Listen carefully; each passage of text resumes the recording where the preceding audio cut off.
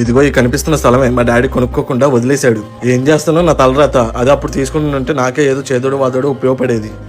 ఏ బాలు, ఇంత సడన్ గా వచ్చండి. అమ్మ నాన్న బాగున్నారా? బాగున్నాను పెద్దమ్మ. అమ్మ నాన్న కూడా బాగున్నారు. మీరెలా ఉన్నారు? బాగున్నాను రా. ఏంటి ఇటు వచ్చారు? ఏం లేదు పెద్దమ్మ, ఇక్కడ ఏదో స్థలం ఉందంటే చూడడానికి వచ్చాము. అవునా, మరి తీసుకుంటారా? ఎక్కడ పెద్దమ్మ, 10 లక్షలు చెప్తున్నారు. అదే మా చిన్నప్పుడు డాడీని తీసుకోమన్నప్పుడు 10,000 చెప్పారంట. ఎక్కడ 10,000 ఎక్కడ 10 లక్షలు? ఇప్పుడు మా డాడీ చేసిన పనికి మేము బాధపడుతున్నాం. అప్పుడు మీ నాన్నకి కుదర తీసుకోలేదనుకో, ఇప్పుడు నువ్వేనా తీసుకోవచ్చు కదా. ఏంటి 10 లక్షలు పెట్టి తీసుకోవాలా? నాకు ఇంట్లో ఖర్చులకి పిల్లల స్కూల్ ఫీజులకే సరిపోతున్నాయి నా జీతం. ఇంకా 10 లక్షలు ఎక్కడి నుంచి అప్పు తీసుకొచ్చి కట్టాలి పెద్దమ్మ. ఇప్పుడు నువ్వు ఎలాగ బాధ్యతల గురించి మాట్లాడుతున్నావు. మీ నాన్నకు కూడా అప్పుడు అవే బాధ్యతలు ఉన్నాయి కాబట్టి తీసుకొని ఉన్నాడు. ఇప్పుడు మీ నాన్న తీసుకోలేదని నువ్వు ఎలా అంటున్నావు? రేపు నీ పిల్లలు కూడా నువ్వు తీసుకోలేదని నిన్ను అలాగే అంటారు.